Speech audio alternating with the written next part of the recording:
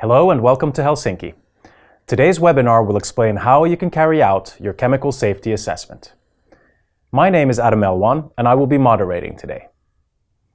Now, if you manufacture or import a substance in an amount of 10 tons or more per year, you need to do more than just register your substance and provide data. You need to carry out a safety assessment for your chemical. Today's webinar is addressed to registrants who for the first time need to carry out such an assessment, also including the generation of exposure scenarios, which are then used to communicate safe use information to your customers in the supply chain. Today, we'll explain what the chemical safety assessment is, when it should be carried out, and what information is needed. We'll give you some practical tips on how to approach this task and what key mistakes to avoid.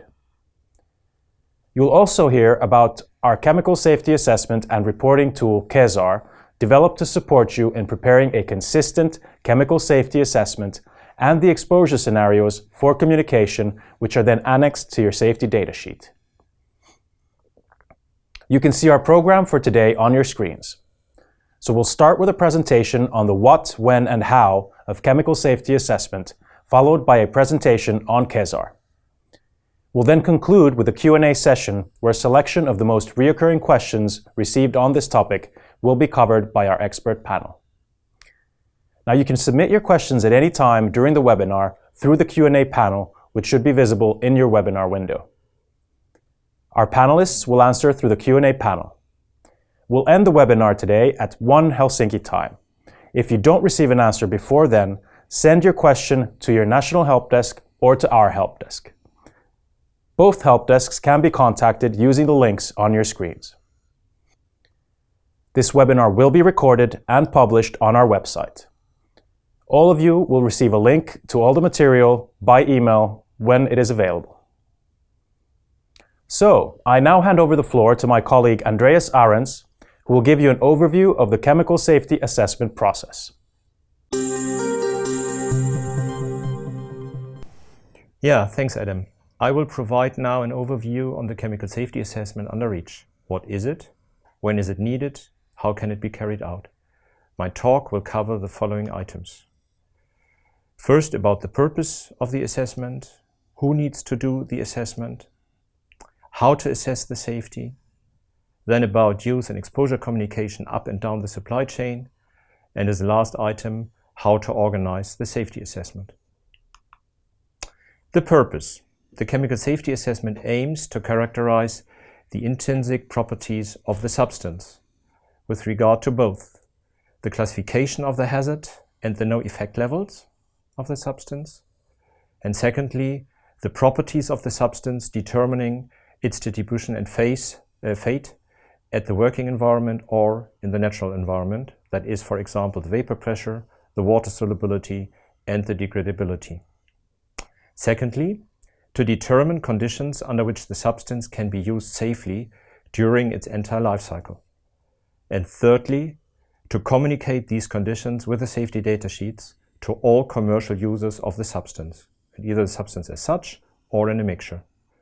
The assessment is then documented in the chemical safety report, and that is for your own documentation about product safety and as part of the registration dossier.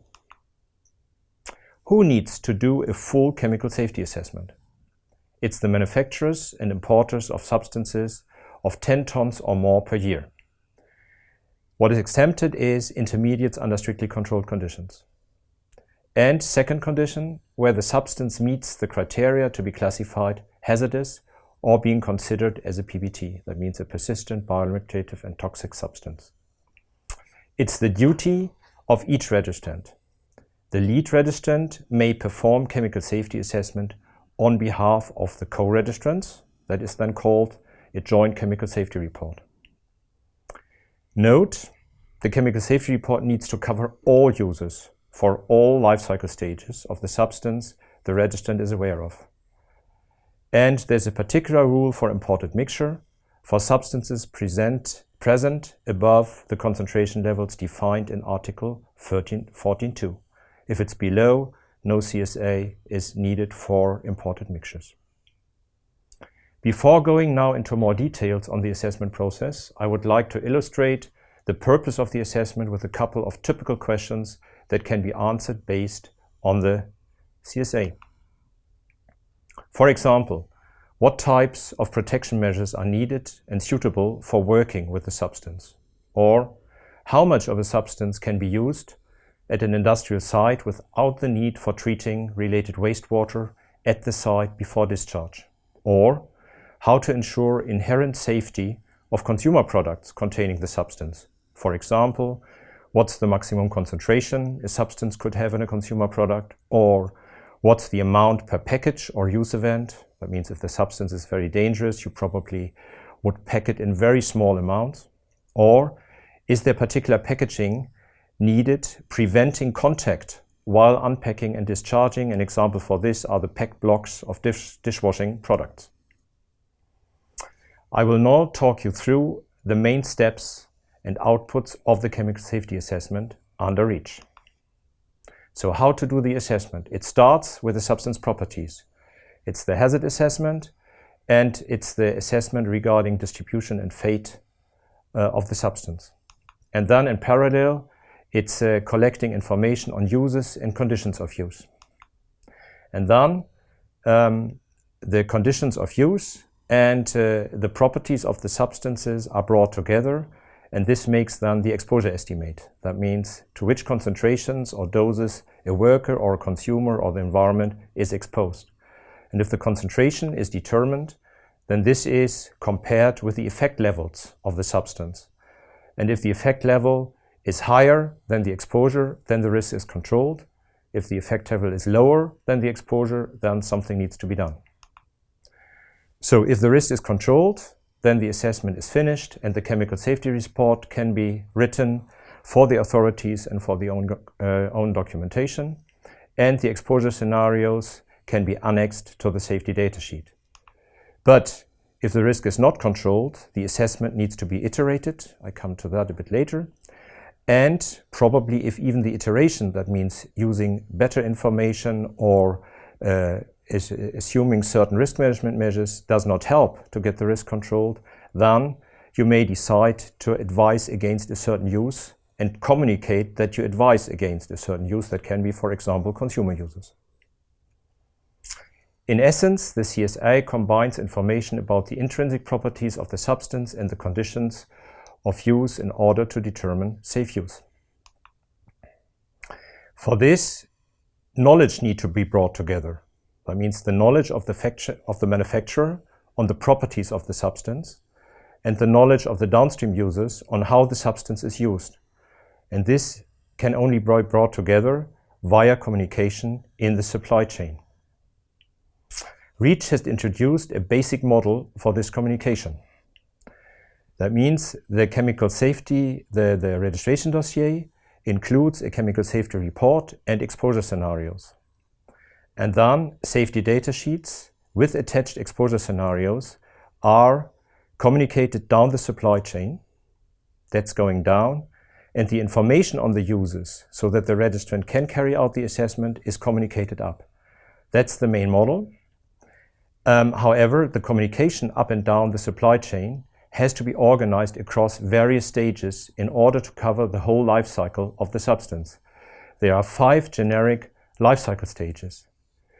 The stage at which manufacturing takes place, that's the M, called M stage, and importers in this respect are covered, they have the same duties like manufacturers.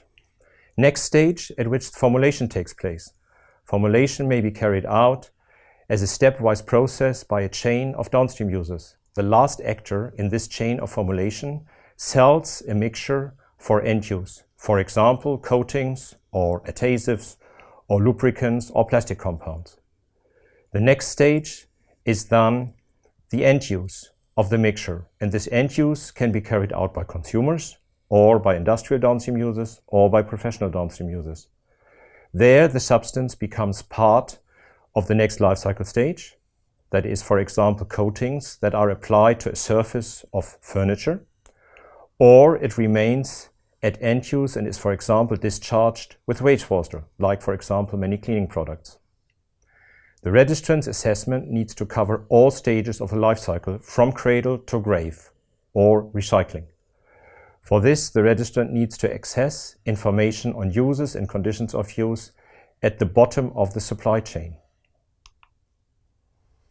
Means communication is needed, and the communication takes place via two loops generally. That means the registrant communicates to downstream users, to the formulators, the conditions of safe use, and the downstream users, the formulators, communicated further to the end users.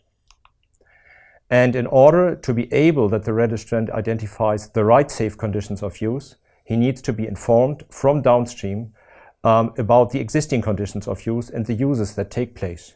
And again, this may be a communication up the chain via various levels.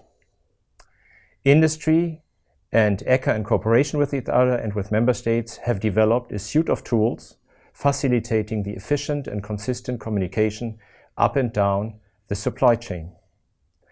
And this gives an overview on this tool set. I start at this moment with the bottom of the supply chain. So use maps are developed by downstream user sector organization. That means it's not the single downstream user that informates the registrant about the conditions of use, but it's the sector organizations that facilitate this process. And it's about the uses and about the conditions of use.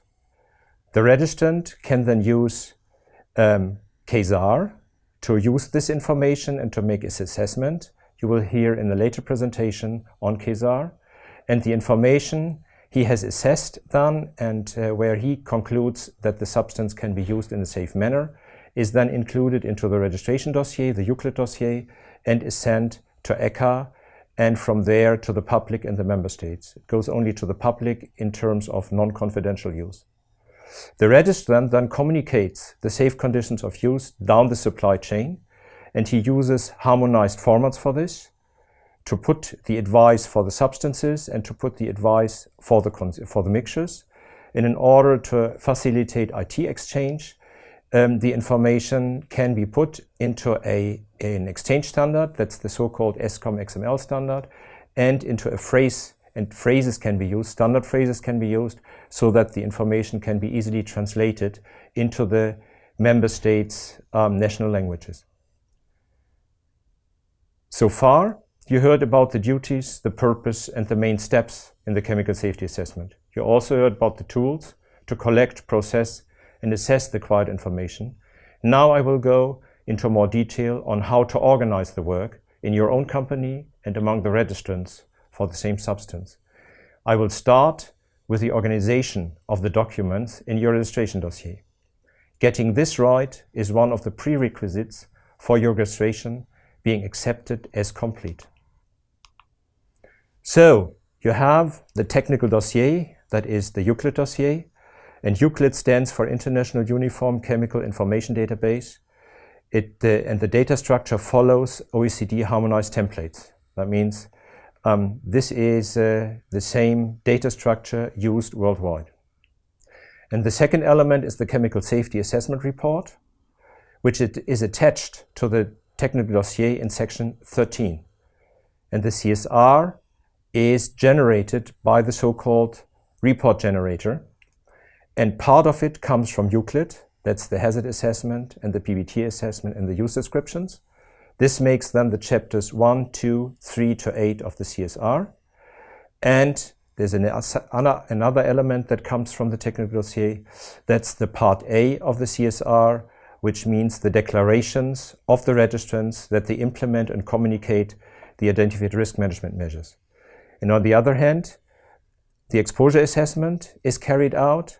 This makes the chapters 2, 9, and 10 of the chemical safety report, and this is generated from Kaiser. Now the question, joint or individual chemical safety report. The REACH legal text allows both, that every registrant submits his own CSR or that there's a joint CSR. Our advice in this respect is the following. We suggest that part A, that means the declaration, risk management implemented and risk management communicated, is submitted by every registrant. That means the lead registrant and the member registrants. Then the whole part B, the hazard assessment, the exposure assessment, should be submitted by the lead as part of the joint submission. And then there's an option. That means if a registrant has particular uses or particular conditions in a use that are not covered in the joint CSR, he should submit a partial Part B to us with section 2, 9 and 10. And this should then describe the uses and the conditions of safe use only. And that can be the lead or members individually. If you would follow this advice, for us in ECHA, it's very easy to identify then what an attached document really covers.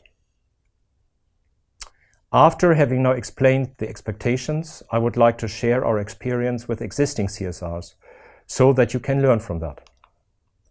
The experience so far.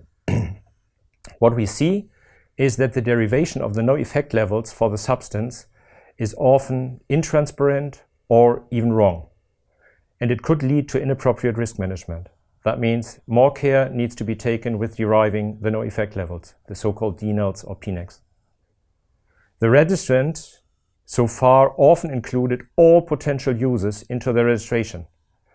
And there's a lack of use-specific volumes. That means we can't see at the end how much of the substance goes to which use. And that means the real uses and their extent remain unclear to us. The consequences of this, I come to that in the next slide. Then the advice on safe use is often too generic or too unrealistic to be really helpful to the users of the chemicals. What we also see is that registrants have copied and pasted exposure scenarios from chemical safety reports directly into the safety data sheet. And that means this becomes then a very, very long safety data sheet of very 100 pages, which is not helpful again for downstream users. Then what we also see is multiple manual transfer of data from one document to the other, which means registrants take the CSR and then they copy and paste information into the safety data sheet systems, which is inefficient and there's a high likelihood of mistakes. And what we also see is that registrants have not planned chemical safety report updates. They obviously are not contractual arrangements and the chemical safety assessment is not in database format. And what we see then is, while the lead chemical safety report is updated, the members remain unchanged. So we see registration dossiers where the CSR has been updated in 2016, and the members covering the same users still have their dossiers at the level of 2010. Risk for business from this. The registration dossier may be incompliant due to inconsistencies between Euclid, the chemical safety report, and the safety data sheet. Or customers complain about wrong or unhelpful safety data sheets. Or customers even use wrong safety information. Or similar customers have to do the same assessments. That means this is an efficiency loss. Or the maintenance and the updating of documents is burdensome, costly. That means if the registration dossiers or the chemical safety report has been done in a non-database format, then you start retyping and you need to correct all the sentences that are related to each other. And next risk, authorities pick the substance for further regulatory action for the wrong reasons. Authorities can't understand probably from your chemical safety report what is done with the substance and take the use information serious, and then you are picked although the use in reality doesn't exist. The risks are collective. That means they affect everyone in the supply chain. Substance users, mixture users, and article users. To get your CSR basically right and for avoiding issues with it, you may want to consult ECHA's practical guide for managers and REACH coordinators, which also includes a number of practical points to keep in mind. You find it on our website. You can download it on the web address on the slide, and it includes a number of tips. For example, use information from sector use maps. Various sectors have now published their use maps, and this is information for registrants, made for registrants to understand the users. Search for in-house information. Your product development and technical department knows a lot about the conditions of use. And your marketing or sales department knows where the substances go and where it's used in which volumes. Do not compromise your obligation to provide downstream users with useful safety data sheets. It's not just paperwork. Include exposure scenarios they can use to ensure realistic, safe work conditions. Ensure that your chemical safety report is understandable for an outsider and does not contain elements that are not relevant or even wrong. For example, uses that are not relevant in practice. Agree with your co-registrant whether you want to create a joint chemical safety report that fits all members in a sieve. If you opt for a joint chemical safety report, you may also develop the content of the safety data sheet with your co-registrants. All users will obtain then the same information from the suppliers, which would be very helpful to them. At the end, I would like to summarize my presentation in a few key messages. A good chemical safety assessment is an asset for all companies using the substance in the supply chain. It requires good knowledge on the substance as such, means the hazard assessment, and on its uses. It is the starting point for telling your customers how to use the substance safely. Shared implementation efforts, that means if everyone puts his efforts in a shared exercise, leads to an increased safety at lower overall costs. If everyone does it individually, the costs are higher. A chemical safety report is a living document that must be maintained over time. That's the end of my presentation. Thank you for attention and goodbye.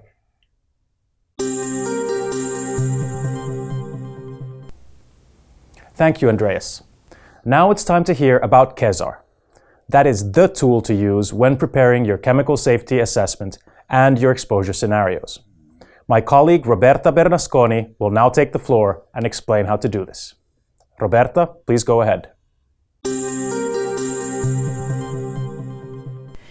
Good morning also from my side. I have the pleasure to introduce you Kaiser, the tool that may be very helpful in assisting you in completing your chemical safety assessment. Kaiser stands for Chemical Safety Assessment and Reporting Tool and is being developed by ECHA since 2010.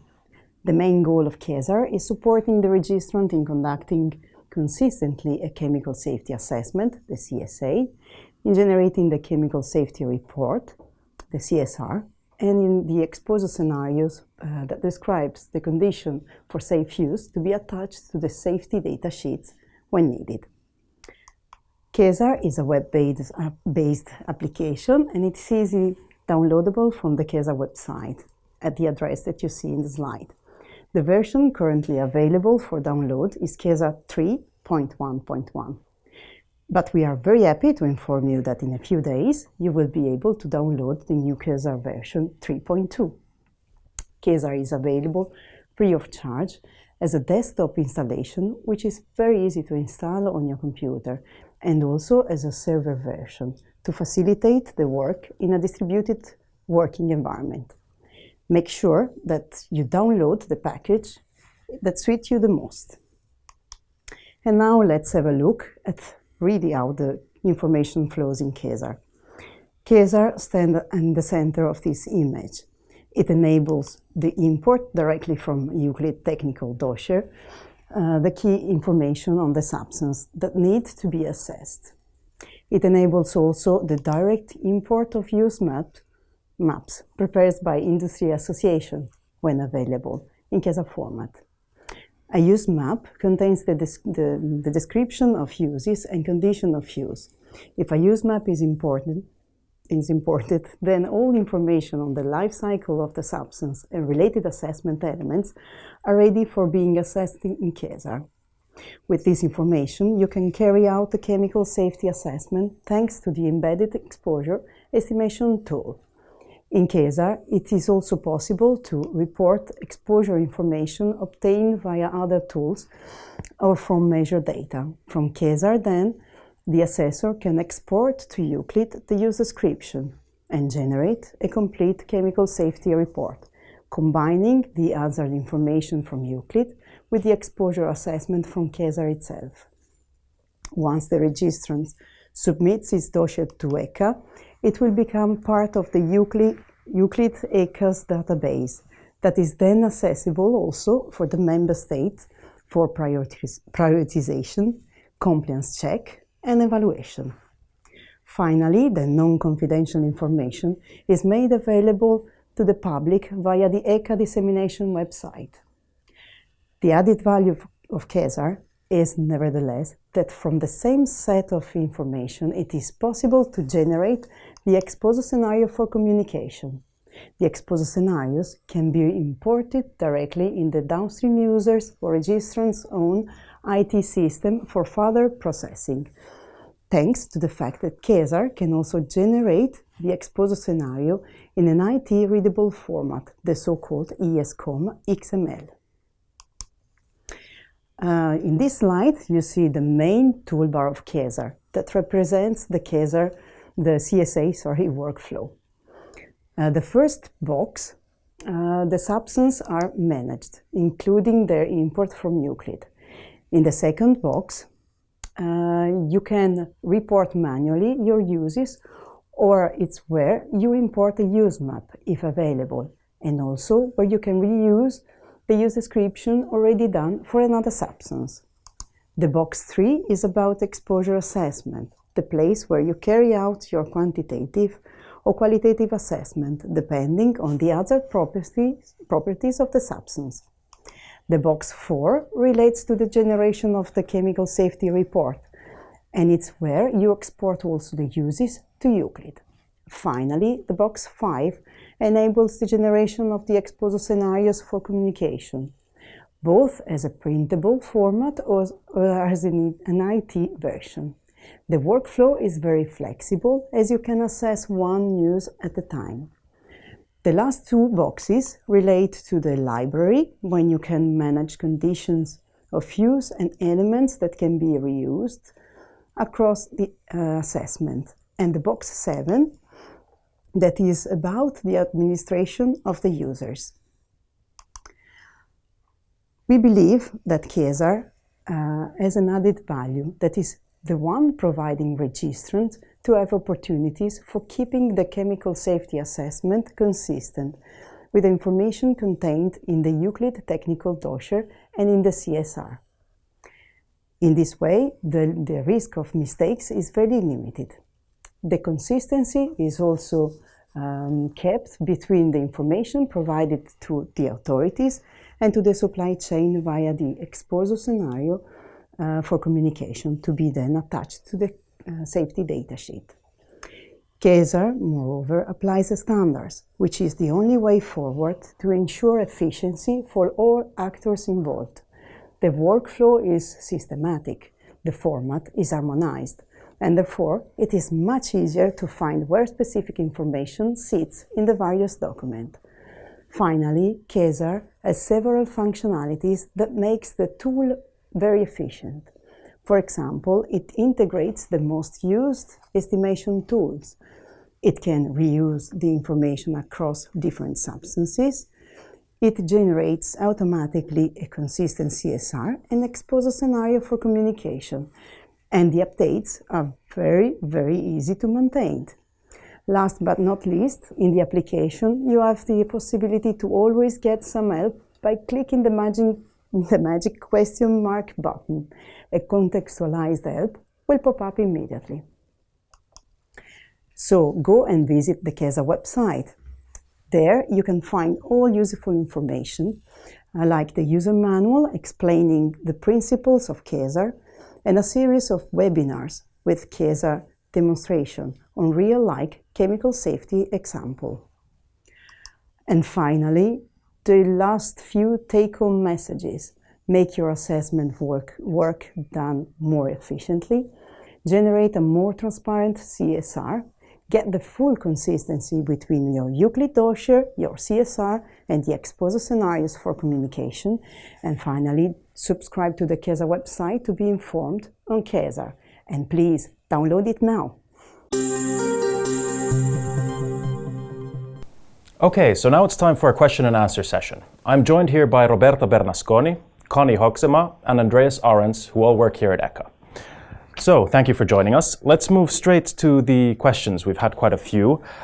Several actually asking for clarification about who in a joint submission is responsible for the different parts of the chemical safety assessment and who actually finally then submits the chemical safety report, the output of the assessment.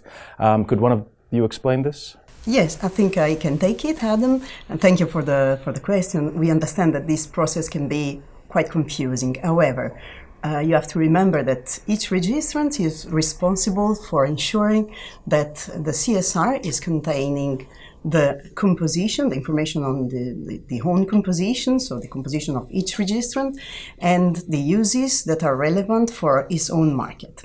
So, having said that, then whoever in a joint submission may, the member registrants can take some contractor arrangements with the lead registrant in order to have some of the CSR, some part of the CSR taken care by the lead registrants, or even the full CSR taken care by him. That's fine, that's perfect. However, as a registrant, the member registrant is in any case responsible for the information that is related again to the composition, so his own composition, so he has to make sure that the lead registrant is covering the composition of the member in his so-called SIPs, this substance identity profile, and also that the uses that he has in his home market are described in the lead registrant one.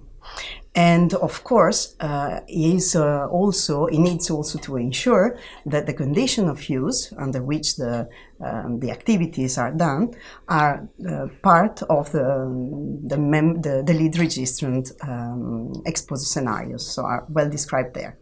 Last but not least, the member registrant needs to transfer the information to his own SDS system, so the safety data sheet system, in order to have afterwards the information propagated to the supply chain.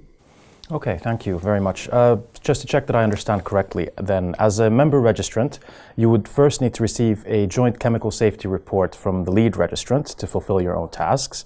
And then you also have to submit a declaration that you agree to implement and communicate these risk management measures to your customers. Is that correct? Yeah, indeed, that's correct, yes. Even if you have a joint chemical safety report, which is submitted by the lead registrant, we would advise all the members of the consortium or of the registration who are referring to that jointly submitted chemical safety report, which is basically the part B, to submit their own part A, which is where those declarations are that you just mentioned, and to submit that separately to us.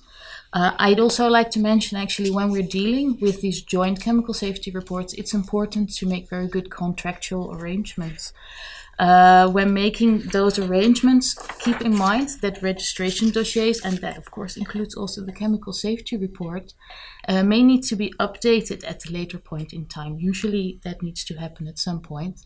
And that update may also include the identified uses and the conditions of safe use, which means the chemical safety report needs updating, but not only that, also the information going down the supply chain needs to be updated to take that into account. So the exposure scenarios attached to the safety data sheets. And this does not only need to be done by the lead registrant, but also by all the other registrants. Okay, so in fact you're saying that the lead and the members need to have long-term contractual arrangements in place. Yes, indeed, yes. We would really advise to make good arrangements from the very beginning, also for maintaining and updating the chemical safety report. And we understand that that may seem difficult. It seems like a lot of consortia have actually prepared jointly the chemical safety report, but then every registrant has actually submitted it separately and needs to maintain it on their own. We can imagine that that may seem like a simple, easy solution in the short term, just to get your registration done, as you know, we are often under time pressure, of course. But be aware that that can really create some complications later on. For instance, if the lead registrant updates the chemical safety report to reduce the amount of uses that are covered, it's very important that the co-registrants are informed and really act accordingly. And update their chemical safety report as well. Because otherwise, for instance, authorities may base their decisions on outdated information, which is just in some of the chemical safety reports. And maybe even more importantly, it can create a lot of confusion downstream, because downstream users really have no idea which uses are and are not covered anymore by their suppliers. Right, okay. This does indeed sound like a very heavy process. I mean, wouldn't it be more practical that every registrant actually generates, submits, and then maintains their own chemical safety report from the beginning? Yeah, we see this, that indeed a few registrants have obviously applied this philosophy. But as Connie already explained, we see overwhelming benefits in doing it jointly. And just to summarize this, so the first thing is, imagine there are a few substances where you have 100, 150 registrants. Everyone carrying out his own CSR, probably for the same market, is highly inefficient. That means it's better it's done once by one.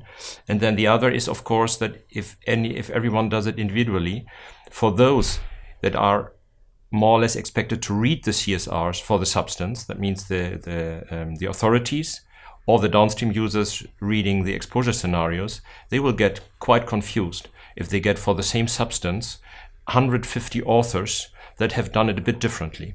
And then the updating also mentioned by Connie, if then we have over 10 years all CSRs in different update status, that's something which doesn't work information-wise. That's why we suggest to follow the four principles, I would say. First of all, the hazard assessment should be done always jointly. That means there's one hazard assessment, and even if the substance may have different hazard profiles for different compositions, this can be done in one hazard assessment and then reported. Secondly, also the uses and the exposure scenarios should be assessed once for all what is common. Can be done by a consultant that works for the lead or by the lead himself. And then optionally, there may be registrants that have particular uses or particular markets. And they would then submit to us a partial CSR only covering these uses. So then it's for us as ECHA very clear what is covered in which CSR. And then, of course, the fourth principle, every registrant submits his part A individually. That means indicating he has read it and takes responsibility for implementing the risk management and for communicating the risk management to his customers. Okay. May I just add a small thing? So what is important for us is really to be able to understand the type, the scope, and also the methodology used in the CSR. Therefore, it's for us it's really important to have it understood even before reading the CSR, before opening the document. And for doing that, in order to let us know a bit in advance, we really advise the registrants to fill in the list of, let's say, fields in Euclid that are relevant for this, for the information, the key information on the CSR. So we really advise to familiarize with the information in Euclid related to the CSR and to fill them in. Okay. Thank you very much to all of you for a very comprehensive answer. Moving now then to the time that it takes to actually prepare a chemical safety assessment. We have a question about the time of generating the report or preparing the report. Maybe Connie, if you could answer this one? Yeah, sure. Thanks, Adam. Yeah. The quick answer I would say is that from start to finish to do your chemical safety assessment can take up to 12 months. So it's quite a bit of time. That includes the whole process. So from starting just to collect your information on the conditions of use, on the uses, up to finally having generated the final chemical safety report. So the whole process. And with that, I have to say, I also assume that you already have the required information to be able to carry out your chemical safety assessment, which means you have information on the properties of the substance, its behavior, and the effects. So shortly, you have a classification and you have derived the relevant DNLs and PNECs. For that first step of the assessment, actually, it's very important that you have fully understood what your substance is composed of and whether there might be any changes in the composition during the life cycle of the substance as it goes down the supply chain. For instance, your substance may consist of several constituents that differ in their properties and therefore how they will react when they go into the environment. Or there may be reaction products which occur during or after use of the product. You need to take that into account in your assessment. So make sure to check already beforehand, familiarize yourself with the needs at the beginning, so that otherwise you may run into problems otherwise later in your assessment. Coming back to the time needed, I think the most important factor is, first of all, the broadness of your market. So how many uses do you need to cover? And also the extent to which up-to-date information on uses and the conditions of use is already available. Now that can be from downstream user sector associations, or possibly you have already conducted a similar assessment with a similar substance and uses. In that case, the process can be quite a lot faster if you've already carried out an assessment for the same type of substance and market. The initial generation of the chemical safety report can actually be done in just a few hours. So that's the other side of the medal. Depending, of course, on the approach that was used to generate that earlier chemical safety report. Remember, of course, that you need to check what you have done carefully. So in any case, it's more than a few hours. And be careful before you rely on the reusing data. So these approaches for saving time and costs, check carefully that you can really reuse it, that there is enough similarity between the substance and the uses. Okay, thank you. I would probably like to add two thoughts about this for the timing. So the one thing is, some assessors obviously start only with the collection of information on use and exposure when the hazard part is done. This is not necessarily a sequential thing. We would suggest that you start from the beginning already in parallel to the hazard assessment with collecting information on uses, just not to run out of time at the end. The second is, and also a very important thing on the timing, it may turn out that your substance creates particular risks that can be relatively low effect levels. That means already creating adverse effects at low concentrations, or you have a substance that reacts on use. That means where you really have to protect workers against, or you have a situation that you have substance with very high vapor pressure. That means the exposure of workers will be high, or you have something where substances go into dust form during use. So for all these cases, it may turn out over the assessment that the standard assessment with a target risk assessment by ECTOC does not work. That means you can't demonstrate control of risk, and then you need other information sources or other tools, which mean you may need other input information, which you can't collect in an hour. That means, and to have a buffer for this, it's important to start early enough. And last not least, you will have surprises during the assessment, and that's why you do the assessment. If it would turn out that you know already everything, then probably the assessment would not need it. So imagine there will be surprises, and for this you need time. So that means start early enough. Okay, thank you. And if I may, Adam, again, another final remark on this one. So everything that Connie before and then Andreas said, let's say, was taken into account when we were developing Kaiser.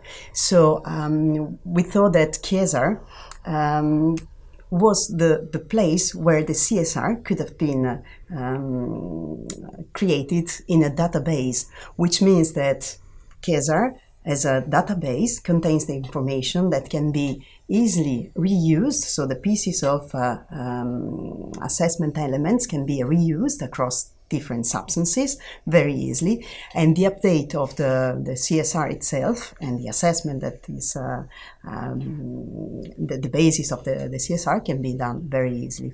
So this just to to indicate you that, everything that has been said was taken into account. And also, I remember that Kaiser can also go directly to send the uses to Euclid, so that the information is always synchronized between the two applications. Okay, thank you very much. This actually brings us nicely to the next question, which is, besides Chesar, what other tools do you offer to support the chemical safety assessment? Yeah, Adam, I think I would start with Euclid. So we have two new elements in Euclid. The one is that Euclid, the Euclid 6 has been equipped with a calculator for the denotes. That means for deriving the no effect levels for human health, or the predicted no effect levels for the environment. That means what Euclid can now do for you is taking what you have reported in the endpoint summaries and then calculating the DNL and the PNIC from that. The advantage of this is that the number of unintended mistakes get lower, and that it's more transparent how they have been developed, the DNLs have derived. So this is the one thing. And the other is that Euclid better supports transparency of your hazard assessment, in particular if you have to deal with a substance where you have different hazard profiles for different compositions, or where, what already mentioned by Connie, where certain constituents have a particular behavior which need to be characterized separately. And Euclid now supports, with the so-called assessment entity function, supports that these different hazard profiles can be transparently reported and then later on transported into the safety assessment. Okay, thank you. If I may add to that, actually, we also have on our website a one-stop shop where you can find all the use and risk management information which has been made available from downstream user sector organizations. So there they can make the information, the use maps, available in a harmonized format, which has been agreed upon between us and the stakeholders. Some use map owners have actually also chosen to make the use maps available in a format that can be directly imported into Kaiser. So in that case, you don't need to do any typing, just import, and you can use it as it is. So that can have a lot of added value and save a lot of time. The best way you can find that website is just by looking for use maps on the ECHO websites, and then you will find it quite easily. Okay, thank you very much. Actually, so you mentioned use maps. I'm going to go on to those now. Can you clarify what a use map actually is and what information is contained in one? Yeah, if I can. So the use map basically is a systematic way to describe the activities under which the chemicals are used in a specific market, let's say, in a specific sector. So a use map is it's very interesting because it can be used as it is from the registrants to be fed immediately, to feed directly the assessment, which means that it will save it can save really a lot of time. And a use map includes a use description that describe the market, describe the sector, so the uses in the sector.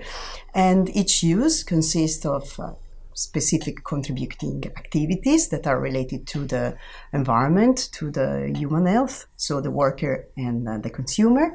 And for each contributing activities that find under a specific use, you have some condition of use. And those condition of use are, let's say, summarized, if I may say, in those in these elements, which have some strange names, which are the SCEDs, the SWED, and the SPERC. So SPERC is the specific environmental category, so it's for the environment, whether the SCEDs and the SWEDs are for the human health. So the SCEDs for the consumer and the SWED for the workers. Okay, thank you very much. So the sector use maps then describe the conditions under which chemicals are used within a particular sector. Can you explain how these then relate to exposure scenarios? Yeah.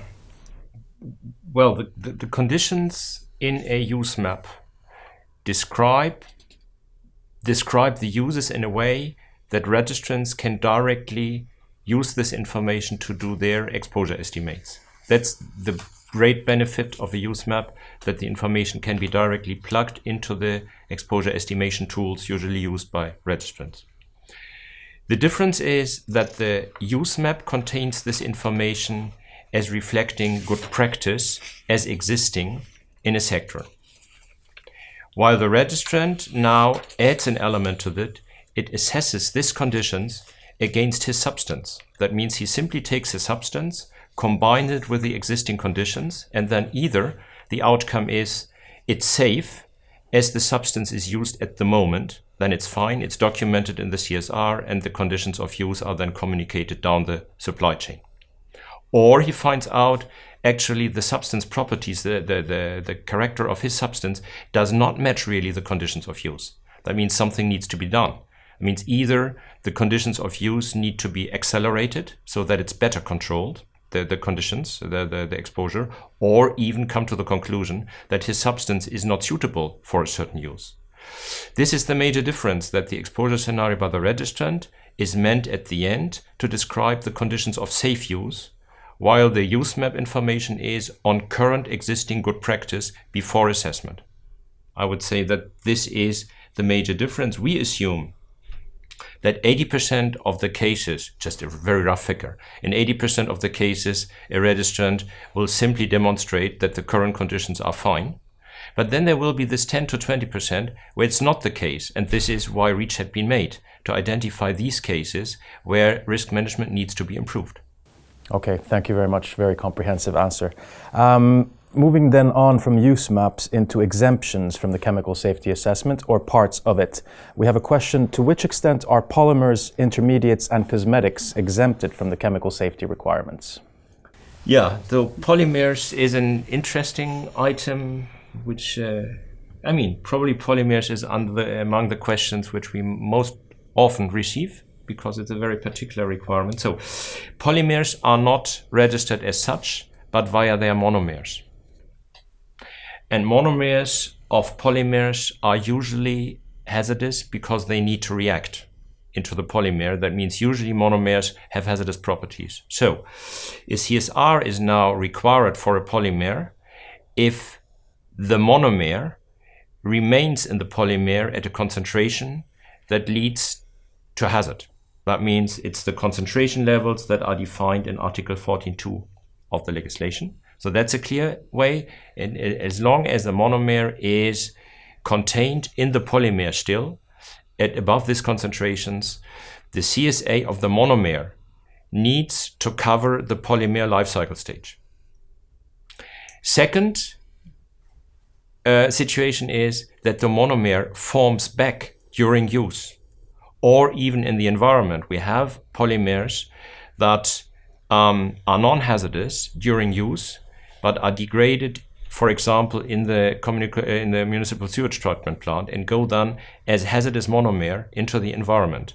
And then also the chemical safety assessment of the monomer needs to cover those life cycle stages where at the end the monomer is reformed and the hazard occurs again. So that's with the polymers. So the polymers as such are exempted, but in certain conditions, the polymer life cycle stage needs to be covered with regard to the monomer. Secondly, intermediates are generally exempted as long as they are handled under strictly controlled conditions. Then no CSA is required. If this is not the case, then intermediates need a CSA like all other substances and need to be registered under Article 10. So that means with a full registration dossier. Third case, cosmetic products are assumed to be safe for human health because there is particular legislation on cosmetics, and it's assumed that cosmetics has been assessed with regard to consumer health. However, this is not the case for the environment. That means for the environment, there is still an assessment under REACH required, while for consumers, it's not, because it's done already. And for the workers dealing with the cosmetic ingredients in high concentrations, for example, fragrances, in a concentration, in high concentrations, then the worker's health needs still to be assessed under REACH, because under the cosmetic legislation, it's only the diluted form in the consumer product that has been assessed. So cosmetics exempted regarding human health for consumers and to be assessed under REACH regarding workers' health and environment. Okay, thank you very much. Let's say then that you're not exempt from the chemical safety assessment. I mean, there's a lot of things to consider, and I can imagine that some companies rather outsource this or contract it out to a consultant. What would need particular attention in a contract such as this? Do you have any tips for people entering into such a contract? Yes, we do actually. And we can imagine it's a lot of work and it requires some knowledge to do your chemical safety assessment. So we indeed can expect that some registrants may need or prefer to contract that out. However, they should always keep in mind that it's important to understand what the contractor is doing, because in the end, it's about the safety of the products containing their substance. So, it's important to know what's happening. If you do decide to contract out, there are a number of things which we can advise you to take into account. First of all, it may seem logical, but make sure that the contractor uses the assessment methods and reporting formats which are in compliance with our guidance. It sounds logical, but better to say it. Then a second tip, ask your contractor to use the tools which we have been discussing, also which have been developed by us and industry associations, which you can find on the USMEPS website, for instance. An important point also is to get your chemical safety assessment and report from the contractor in a format which is easy to update afterwards. Preferably that's a database format that we have been discussing. Remember also that the information in your chemical safety report, of course, needs to be consistent with the information in Euclid. Kaiser is an easy way to do that because of the direct link to Euclid. And keep in mind that you may also in the future receive requests from authorities, from completeness checks, compliance checks. It's a good idea to already think about making arrangements for that straight away so that you're not surprised. Often they have short timelines and you need to react quite quickly. And lastly, if you do have the work done by a contractor, don't expect that you can just give the work to them and then get a CSR back. You need to have also resources on your own side to read and understand the chemical safety report and to provide the relevant input. Okay, thank you. I'm conscious of time. We're running out of it quite quickly, but keeping in the theme of practical tips for companies, I would like to ask each of you to give one practical tip or recommendation to a company that would have to submit a full chemical safety report by the 2018 registration deadline. So, who would like to start? Yeah, Adam, I can start with this. So the chemical safety report demonstrates the safety of your product. It's not just paperwork, probably even useless paperwork for the authorities. At the end, it's for maintaining your business. And that's why we suggest that you do it properly from the beginning and that you invest the required resources. Otherwise, it will come back later and cost them a lot of nerves and not expected costs to repair mistakes that you did in the beginning. Okay, maybe Connie? Yeah, of course we have seen it's not an easy task to perform a chemical safety assessment, but the experience has increased a lot within the last year, so make use of that experience. There are some good practical guides which you can use, and besides that, remember to use the tools which have been developed by us and our stakeholders. Robert? And of course, from my side, we really invite you to have a look at the Chesar website. You may find it really interesting and just try it out. It may really help you in doing your chemical safety assessment and report. We are reaching the end of the webinar. Thank you for joining us and to our panelists and presenters. Remember that if you don't receive an answer to your question by the time we end the webinar, you can always resubmit it to your national help desk or to our help desk for further advice. Before we close, here's a few things for you to remember. This is the Reach 2018 Spring School Week, where we broadcast our Reach 2018 webinar series and give you the possibility to ask questions from our experts. If you haven't already done so, make sure you join us for the rest of the Spring School webinars.